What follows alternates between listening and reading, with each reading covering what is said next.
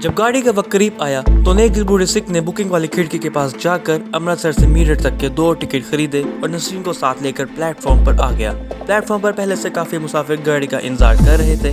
इतने में गाड़ी आकर लग गई। वहाँ एक शोर मच गया। बुजुर्ग सिख ने नसरीन को 3rd क्लास के डिब्बे में कोने वाली सीट पर अपने साथ बिठाया। अभी गाड़ी चलने में 15 से 20 मिनट बाकी थे कि सामने की तरफ से एक आदमी डिब्बे की खिड़की के पास आया और सिख को प्रणाम किया। भैया जी, किधर जा रहे हो? ये लड़की कौन है? उस आदमी ने नसरीन को घूर कर देखा। नसरीन ने चादर जरा आगे कर ली। नसरीन ने महसूस किया कि भैया जी भी इस आदमी को देखकर परेशान सा हो गया था। वो आदमी भी शक्ल सूरत से जराइम पेशा लग रहा था। भैया जी के मुंह से सच निकल गया, मीरठ जा रहा हूँ। फौरन ही भैया जी को एहसास हो गया कि उसे शहर का नाम नहीं लेना चाहिए था, मगर बात मुँह से निकल चुकी थी। जल्दी से कहने लगे, ओए नहीं बशोतमा, मेरे मुंह से मीरठ ऐसे ही निकल गया। मैं तो जलंधर जा रहा हूँ। ये मेरे साले की छोटी बेटी है, इसे छोड़ने जा रहा हूँ। उस मुश्तबा शक्ल वाले हिंदू का नाम परशोत्तम था। वो हंस पड़ा, हाथ जोड़कर बोला, ठीक है भैया जी, सत श्री अकाल। जाती दफा वो नसरीन को घूरता हुआ गया। उसके जाते ही भैया जी ने अफसोस करते हुए कहा, मैं भी कितना बेवकूफ़ हूँ, मुंह से मीरठ निकल गया। नसरीन ने पूछा, ये कौन था भैया जी? वो भी अंदर से परेशान हो चुकी थी कि कहीं मीरठ पहुँचने से पहले ही कोई नई आफत ना आन पड़े। भैया बोला, बड़ा बदमाश बंदा है, ये भी करपाल सिंह के साथियों में से है। ये ज़रूर करपाल सिंह को बता देगा कि मैं तुम्हें लेकर मीरठ गया हूँ। पर कोई बात नहीं, उसे क्या पता कि मैं तुम्हें मीरठ किधर लेके गया। ये गाड़ी क्यों नहीं चल रही? थोड़ी देर बाद गाड़ी चल पड़ी। नसरीन का जो इज़्तिराब बढ़ रहा था गाड़ी के चलने से कम होने लगा। ट्रेन ने प्लेटफॉर्म से निकलते ही स्पीड पकड़ ली। उसे दिल में खुदा का शुक्र अदा किया कि वो खतरे के इलाके से दूर हो रही है।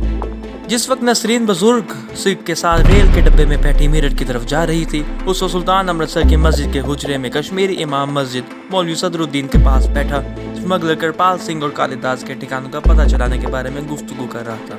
मौलवी साहब कह रहे थे, इन जराइम पेशा स्मगलर लोगों के मुतालिक हकीकत है कि मैं कुछ भी नहीं जानता।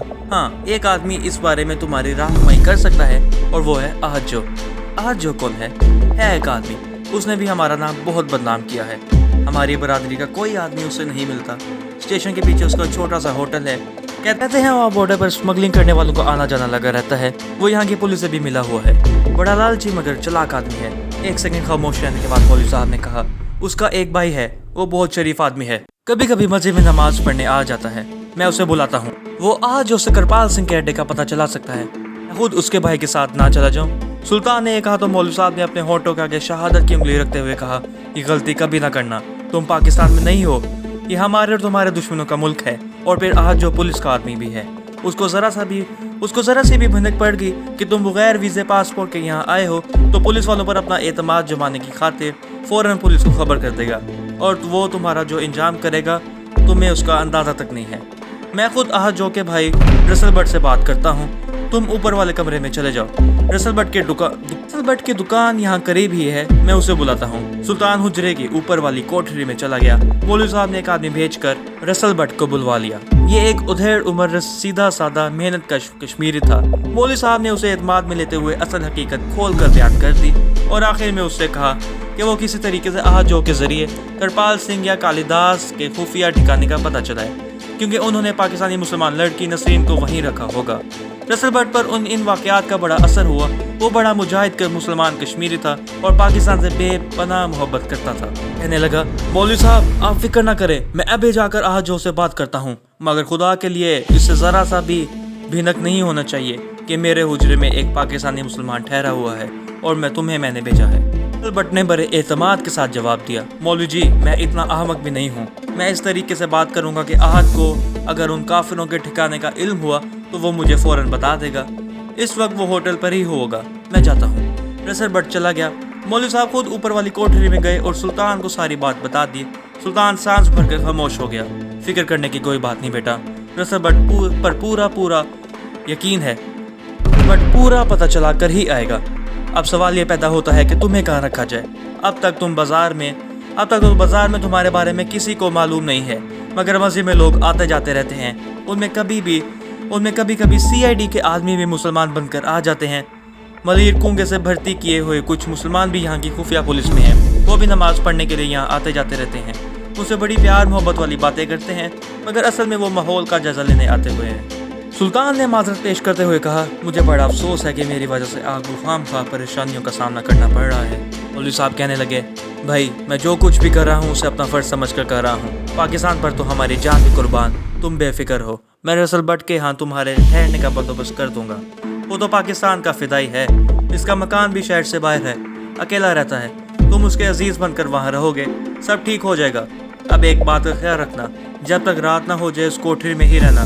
गुस्ल खाने में जाने की ज़रूरत पड़े तो छत पर चले जाना।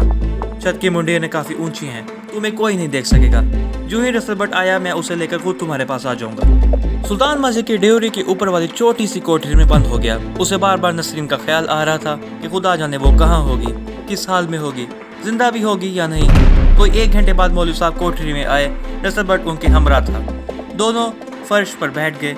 मौलवी साहब ने रसल बट को इशारे से कहा कि तुम खुद बात करो। रसल बट कहने लगा, मैंने आहाजो से सब कुछ मालूम कर लिया है। अब ये मत पूछना कि मैंने ये सारी बातें अपने मकार भाई से किस तरह उगलवाई हैं। सुल्तान की कनपट्टियाँ गर्म होने लगी थी। वो नसीम के बारे में मालूमात हासिल करने को बेताब था। उसे रहा ना गया। उसने रसल बट की बात काटते हुए कहा, भाईजान क्या मालूम हुआ है? मौलवी साहब को सुल्तान की बेकरारी और बेचैनी का पूरा अंदाजा था। उन्होंने रसल बट को कहा, रसल बट बात को मुख्तसर करके बताओ। रसल बट ने एक नज़र मौलवी साहब को देखा, फिर सुल्तान की तरफ देखा और बोला, भाई मैं ये मालूमात हासिल करके आया हूँ कि करपाल सिंह और कालिदास दोनों थोड़ी देर पहले मीरठ शहर की तरफ रवाना हो चुके हैं। सुल्तान का चेहरा सवाल निशान बन गया। रसल बट कहने लगा, आज ने मुझे उनके अड्डे का बिल्कुल भी पता नहीं बताया। ये कहता रहा कि मैं नहीं जानता। इतने पूरे वसूब से कहा कि दोनों थोड़ी देर पहले एक लारी में बैठकर जलंधर गए हैं, जहाँ से आगे वो मीरठ के लिए रेलगाड़ी पकड़ेंगे। कुछ पता है कि मेरी मंगेतर, मेरा मतलब है उनके पास जो औरत थी, वो कहाँ है? रसल बट ने नफ़ी में सर हिलाते हुए कहा, उस बारे में आज जो को कुछ मालूम नहीं था। मौलवी साहब ने पूछा, इसलिए ये नहीं उसने ये नहीं बताया कि वो दोनों खबीस वापस कब आएंगे? रसल बट नफ़ी में सर हिलाता रहा, कुछ नहीं बताया। हाँ, उसने इतना ज़रूर बताया है कि वो किसी लड़की वड़की के चक्कर में गए हैं। सुल्तान ने मौलवी साहब की तरफ देखा। मौलवी साहब ने उसे तसल्ली देते हुए कहा, कुछ नहीं कहा जा सकता, बहरहाल तुम्हें थोड़ा इंतज़ार करना पड़ेगा। तब मौलवी साहब ने रसल बट से कहा कि जब तक दोनों काफ़ी मीरठ से वापस नहीं आ जाते, सुल्तान उसके मकान में रूपोश होकर रहेगा। रसल बट फ़ौरन बोला, ये मेरी खुशकिस्मती है जी, अभी चलो, मेरा गरीब खाना हाजिर है। मौलवी साहब ने कहा, होश करो रसल, सारा बाजार नहीं देख लेगा। ये तुम्हारे घर में एक तरह से रूपोश होकर रहेगा, बहुत कम बाहर निकलेंगे। किसी ने देख भी लिया तो तुम्हें यह कहना होगा कि कश्मीर से तुम्हारा भांजा या भतीजा जो बीमार है इलाज करवाने आया है। अब तुम जाओ, ईशा की नमाज के बाद सुल्तान को अपने साथ ले जाना। हरगिज़ किसी से कोई बात ना करना। मैं समझ गया मौलवी जी, फिक्र ना करें, राज मेरे सीने के अंदर दफन। रसल बट ने अपने सीने पर हाथ मारकर जज्बाती अंदाज में कहा, चला गया। उसके जाने के बाद सुल्तान को अजुर्दा देखकर मौलवी साहब ने कहा, खुदा पर भरोसा रखो, अल्लाह सबकी इज्जतों का मुहाफिज है। इन काफरों को वापस आ जाने दो, लड़की का सुराग में मिल जाएगा। क्या मालूम नसरीन उनके अड्डे पर ही हो। अगर अड्डे का पता चल जाता है तो मैं खुद वहाँ जाकर उसे निकाल कर ले आता। मौलवी साहब ने अपनी जगह से उठते हुए कहा, घबराओ नहीं, उन काफरों के ठिकाने का भी पता करवा लूँगा। तुम ज़रा सब्र करो, अल्लाह पर भरोसा रखो, तुम आराम करो। मैं दोपहर को तुम्हारे लिए कुछ खाने को ले आता हूँ। ईशा की नमाज के बाद रसल बट तुम्हें अपने साथ ले जाएगा। मौलवी साहब कोठरी से बाहर निकल गए। सुल्तान ने दरवाज़ा बंद कर लिया और बेदम सा होकर दीवार से टेक लगाकर नमदे पर बैठ गया। इस वक्त एक रेलगाड़ी शोर मचाती, धुआं उड़ाती पूरी रफ्तार के साथ मीरठ शहर की तरफ चली जा रही थी। उसके एक 3rd क्लास के डब्बे में खिड़की के बंद शीशे के साथ सर लगाए नसरीन बैठी वीरान आंखों से बाहर तेजी से पीछे जाते खेतों को देख रही थी। उसे कुछ मालूम नहीं था कि आगे उसके साथ क्या गुजरने वाली है। तो दोस्तों, कैसे लगी आपको आज की एपिसोड? कमेंट सेक्शन में ज़रूर बताइएगा। वीडियो पसंद आने की ज़रूरत में इसको लाइक और शेयर ज़रूर कीजिएगा। हमारे चैनल को सब्सक्राइब कर दीजिए। अपना और अपने मुल्क अज़ीम पाकिस्तान का बेपनाह ख्याल रखिएगा। अल्लाह ने के बाद।